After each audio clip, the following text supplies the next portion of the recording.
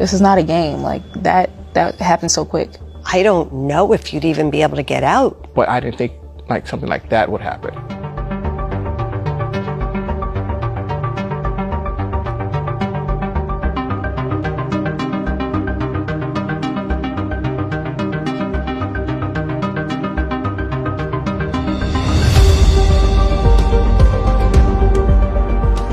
Hi everyone, welcome. When it comes to preventing fires in your home, what are some of the first things that come to mind that you should be doing? Close the doors. Own a fire extinguisher. Definitely have a smoke detector or two. And know a route out besides your front door. All of the above. What should you do if a fire does start in your home? My first thing is escape through the fire escape. Get out, call 911. Get to that stairway and get out. I'm going to show you some visuals from a series of experiments conducted by the Fire Safety Research Institute. As you can see, this is the testing environment, and it is a typical living room setup with furnishings that are actually pretty similar to what you're all sitting on right now. Now, next, I'm going to skip forward to the aftermath of this video, and just another reminder that this is real footage from the experiments.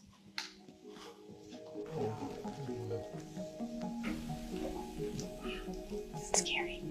Wow. Wow. What do you think could have caused this? Electrical. Maybe asbestos. Cigarette. Let's rewind the video and show you how this fire began. Why is that even in there? Yeah.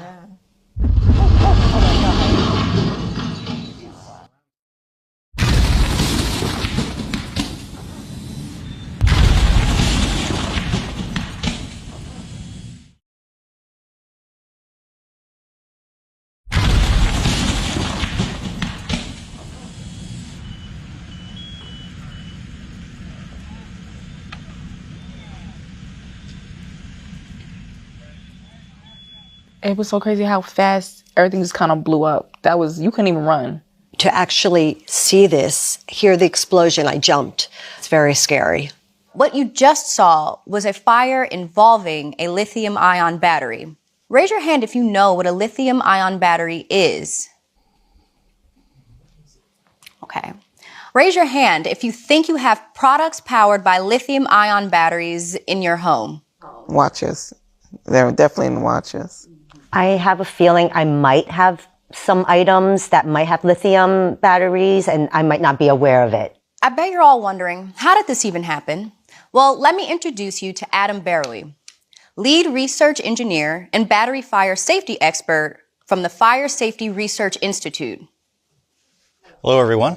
So the footage we're showing you is research FSRI conducted on lithium-ion battery thermal runaway hazards. The extremely high temperatures can cause the battery to break down into smoke, flammable gases, and toxic gases.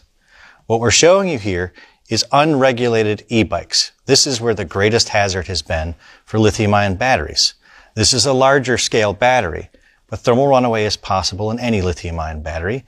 Toothbrushes, laptops, power tools, electric wheelchairs, power-assisted bikes, all the way up to electric vehicles. And the hazard scales with the size of the battery. When you see a fire like this, how much time do you think you have to safely escape? In this video, you had about 30 seconds. I feel like this happened quickly.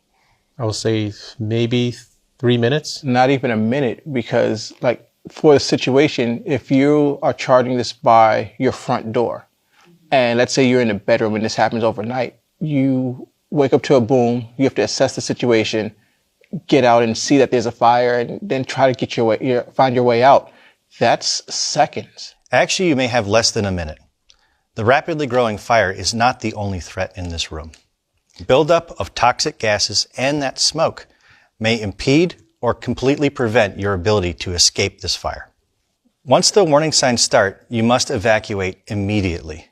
If you were sleeping in this room, the short amount of time it would take you to wake up already puts you behind when you're trying to evacuate from this type of fire. But you're not powerless against these hazards. I'm going to share some things that you can do to take charge of battery safety for you and your friends and family. C, choose certified products. Don't assume that a retailer has done this for you. You need to look at product packaging or the products to ensure that they carry the mark of a nationally recognized testing laboratory who has done a safety evaluation of that product. H, handle with care. Always follow the manufacturer's instructions for use. Make sure you're using the charger supplied to you by the manufacturer. Especially, do not charge or store these devices in your exit path in the event of an emergency. Especially if you live in a high-rise or apartment, you don't want to put this by the front door, blocking your escape. A, always stay alert for warning signs. When you use and charge these devices, look for physical damage like punctures or dents. Look for the signs of thermal runaway, unusual smells, puffing batteries, or hissing sounds. R, recycle the devices responsibly. Don't throw them in your waste stream. If you're not sure how to dispose of them, contact your local waste management authority and ask for directions. G, get out immediately if there's a fire. You know to look for the signs of thermal runaway. These fires develop quickly, so you must evacuate immediately and call 911. Close the door as you exit. E, educate others. Using what you've learned here, make sure you share with your friends and family how to take charge of battery safety. Thank you all so much for joining and for sharing a lot of your insights and experiences. But before you go, I do want to ask, what's one thing you think you'll take away from today? I guess having more of an informed perspective on what you're actually purchasing. So making sure it's certified.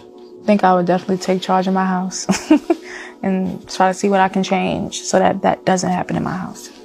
I think it's really important to bring awareness to the public about this. The image initially was like a normal looking living room. It could be like my living room, and knowing that it could just blow up just like that, it has me very terrified. Not only be aware and be safe, but also educate others around us. I see myself as a person that takes charge in everything else in my life, so this will be another aspect where I have to be proactive, be a leader, make sure that things are taken care of and, don't explode into something bigger. I am certainly aware of battery safety, and I'm going to take charge.